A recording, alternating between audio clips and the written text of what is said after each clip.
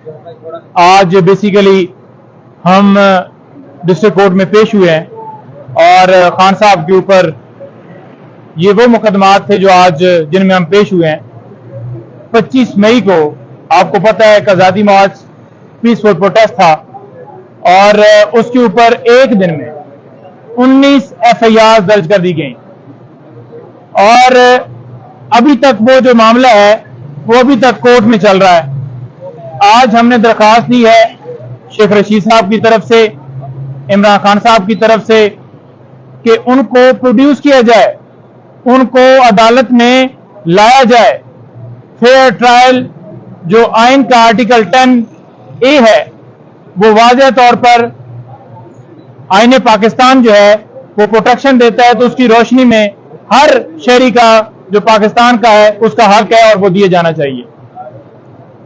उसके ऊपर मोअज़्ज़ज़ अदालत को हमने ये सदा की कि हमने ये दरखास्तें दीगर कोर्ट्स में भी दी और हुआ क्या, हुआ ये कि उसके ऊपर सुपरिटेंडेंट जेल से जवाब तलब कर लिया गया। तो आज इसमें भी जवाब न तलब किया जाए बल्कि प्रोड्यूस किया जाए। मोअज़्ज़ज़ अदालत को यह बताया कि ये इस वजह से प्रोड्यूस नहीं कर रहे और आगे से सिक्योरिटी का बहाना बनाया जाएगा सुपरिटेंडेंट की तरफ से, क्योंकि ये खान साहब की तस्वीर से भी डरते हैं, ये खान साहब की वीडियो से भी डरते हैं कि वो अगर पेश होंगे तो वो फिर काबू नहीं हो पाएंगे।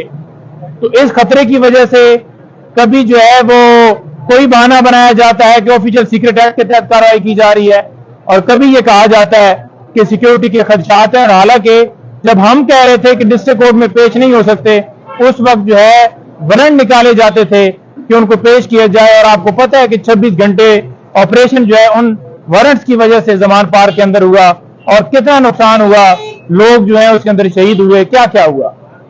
दूसरे नंबर पर आज बुशरा बीबी के खिलाफ एक जो मुकदमा जो है दर्ज किया गया था, कंप्लेंट फाइल की गई थी इस्लामाबाद में डिस्ट्रिक्ट कोर्ट में, उसकी समाअत थी।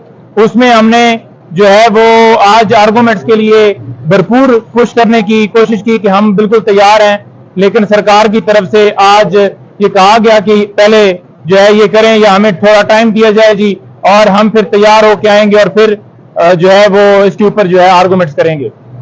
लिहाजा वो केस मंडे के लिए एडजर्न हुआ है।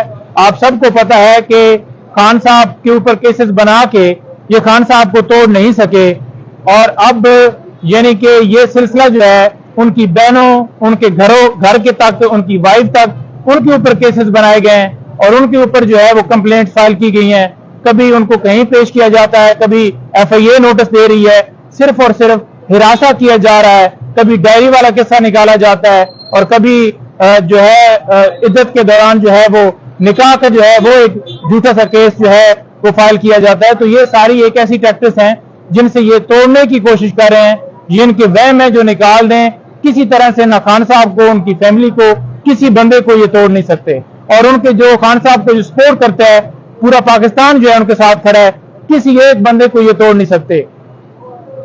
फिजिकली तौर पर किसी को अगवा करके जबरदस्ती प्रेस कॉन्फ्रेंस जरूर करवाई जा रही है और करवाई जाती हैं, लेकिन वो जो मेंटली तौर पर एक राज जो है खान साहब का, वो पाकिस्तान अवाम के दिलों पर राज करते हैं और वो किसी तरह से ये राज खत्म नहीं कर सकते। उसके साथ साथ आपको ये सदा कर दूं कि हमारी मुख्तलिफ दरखास्तें हाई कोर्ट में पेंडिंग हैं।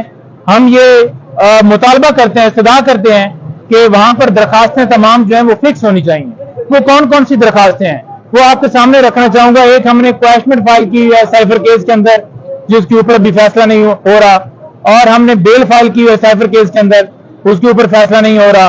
उसके साथ साथ हमने तोशाखाना जो केस है जो जिसमें सजा हुई है खान साहब को, उस सजा की अपील पेंडिंग है, वो फिक्स होनी चाहिए और उसके ऊपर फैसला होना चाहिए। उसके साथ साथ जो मेंटेनेबिलिटी के ऊपर और जुरिसडिक्शन के ऊपर जो नीचे डिसीजन आया था उसको चैलेंज किया गया था, वो अभी तक पेंडिंग है।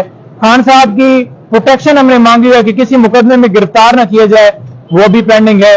उसके साथ साथ और ऐसी दरखास्तें, जैसे कि आपको पता है कि अटक जेल से अडयाला जेल शिफ्ट करने के हवाले से, महफूज खाने के हवाले से, डॉक्टर की एक्सेस के हवाले से सारी पेंडिंग्स हैं।